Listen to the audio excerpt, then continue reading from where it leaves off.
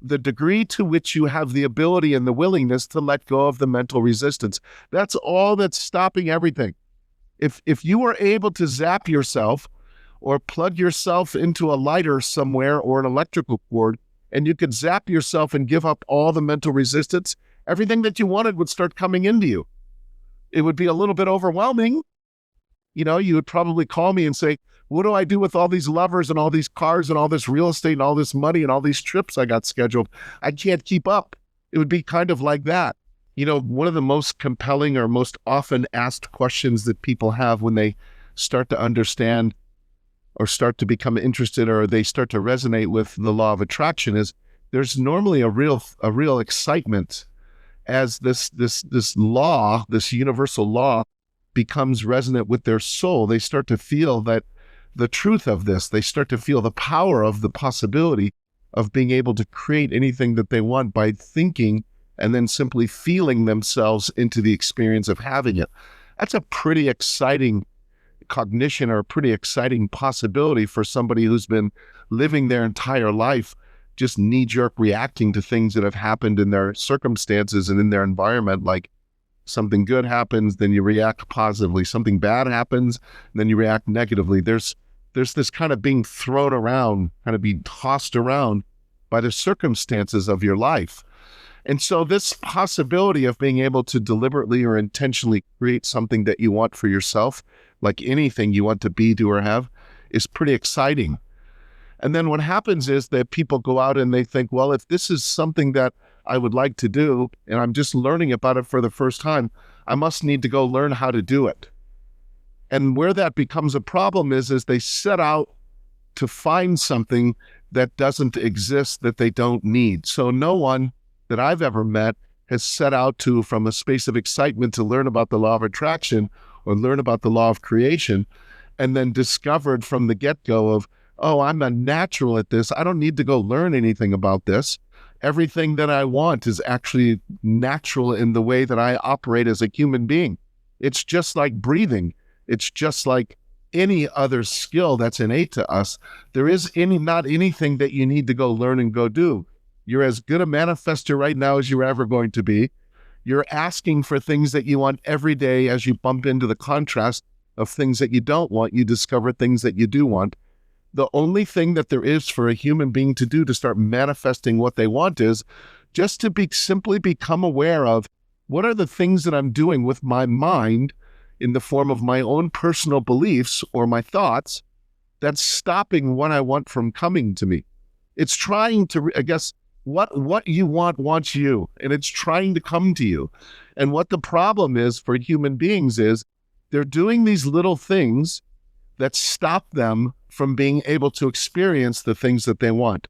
And what I've gathered over the last 10, 15 years is I've started to see patterns of, like I call the top 10 barriers, the top 10 things that people do to keep what they want from coming to them. And I'll give you an example because it's extremely powerful.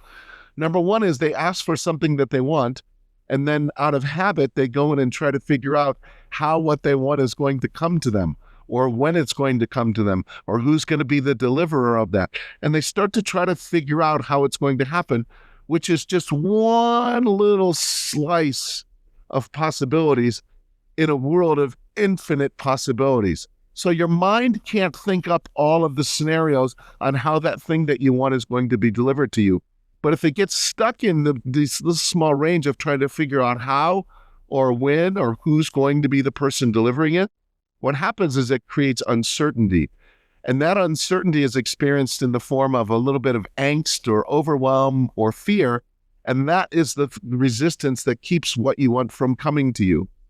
And the second thing is you start asking for things, and as things go along, when you don't get the result that you want right away, you start to feel a little bit defeated or a little bit inadequate or a little bit not competent at doing this.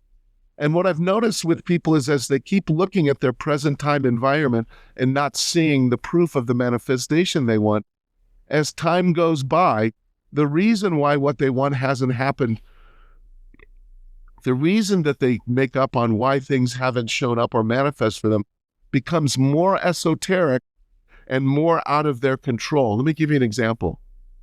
So as a person just learns this information and then begins to start to ask for things that they want and then starts to move along in their life, they have this newfound excitement or enthusiasm. And as time goes by and they don't get the results that they want, they don't know why they're not getting the results.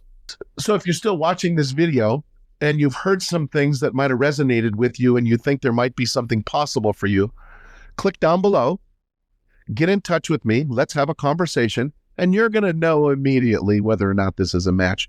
And whatever ends up happening is absolutely perfect. But I sure would love to connect with you and just have a conversation. And what I've noticed with people is as they keep looking at their present time environment and not seeing the proof of the manifestation they want, as time goes by, the reason why what they want hasn't happened, the reason that they make up on why things haven't shown up or manifest for them becomes more esoteric and more out of their control. Let me give you an example. So as a person just learns this information and then begins to start to ask for things that they want and then starts to move along in their life, they have this newfound excitement or enthusiasm. And as time goes by and they don't get the results that they want, they don't know why they're not getting the results. So the explanations become more out of their control and more out of their power to do anything about. So it's things like this.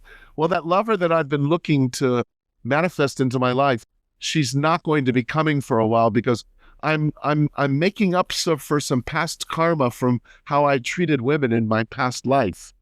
Or, well, right now, Mercury is in retrograde.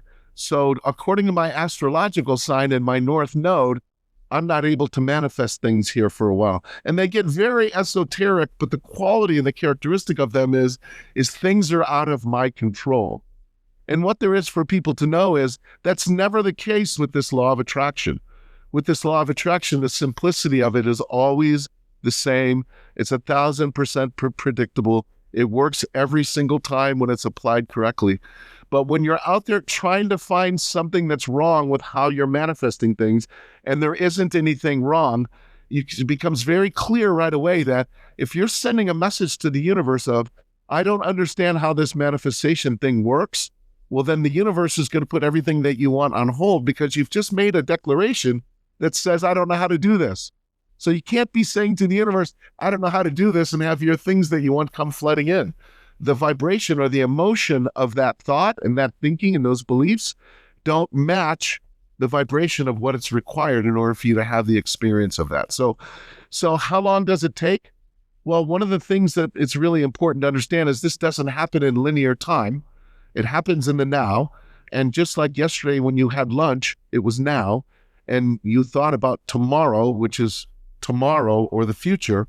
But when today happens, which was yesterday's future, it's still now. And tomorrow it's going to be now. And it's going to just keep being now.